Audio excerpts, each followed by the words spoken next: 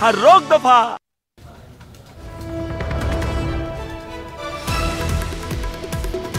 ज़िमनी इंतखाबात के ताल्लुक से अहम खबर आपको दे दें। मगरबी बंगाल में फिर चला दीदी का जादू। इसी तरह छत्तीसगढ़ और महाराष्ट्र में कांग्रेस कर सकती है बड़ा उलटफेर। आसनसोल लोकसभा सीट से टीएमसी उम्मीदवार शत्रुघ्न सिन्हा आगे चल रहे हैं। बालीगंज असेंबली सीट पर टीएमसी उम्मीदवार बाबुल सुप्रियो को सबकत हासिल है। कोल्हापुर शुमाल पर कांग्रेस उम्मीदवार को फैसलाकुन सबकत हासिल है और छत्तीसगढ़ के खीरागढ़ में कांग्रेस, वहीं बिहार की बोचाहा पर आरजेडी आगे चल रही है। तो ज़िमनी इंतखाबात मुख्तलिफ रियासतों से नतीजे आने शुरू हो गए हैं और मगरबी बंगाल में फिर चला दीदी का जादू। वहीं छत्तीसगढ़ और महाराष्ट्र में कांग्रेस बड़ा उलटफेर कर सकती है। आसनसोल की अगर बात करें तो आसनसोल लोकसभा सीट से टीएमसी उम्मीदवार शत्रुघ्न सिन्हा आगे हैं। बालीगंज असेंबली सीट पर टीएमसी उम्मीदवार बाबुल सुप्रियो को सबकत दिखाई है। कोल्हापुर शुमाल पर कांग्रेस उम्मीदवार को फैसलाकुन सबकत है। छत्तीसगढ़ के खीरागढ़ में कांग्रेस और बिहार की बोचाहा पर आरजेडी आगे है।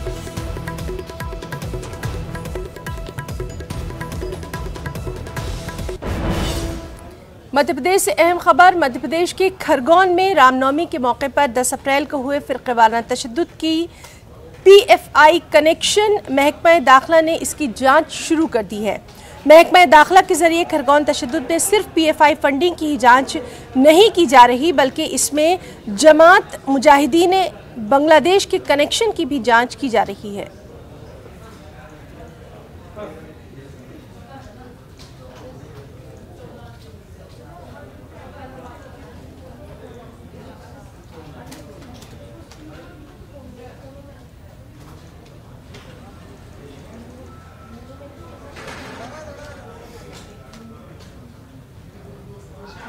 गिरफ्तारी से इसका कोई संबंध नहीं है। गिरफ्तार होना अलग प्रक्रिया है और बुलडोजर चलना वो अलग प्रक्रिया है। वो अतिक्रमण के हैं, बिना अनुमति के हैं, नियम प्रक्रिया के तहत है। खरगोन में पीएफआई का कुछ उसमें रिलेशन देखने को मिला है क्या, फंडिंग से संबंधित? जो 4-5 विषय, चाहे सूफा का हो, चाहे पीएफआई का हो, चाहे जेएमबी वाला हो, ये सारे कनेक्शन अभी जांच के विषय हैं। अभी कुछ कहना जल्दबाजी हो जाएगा निर्णय पे।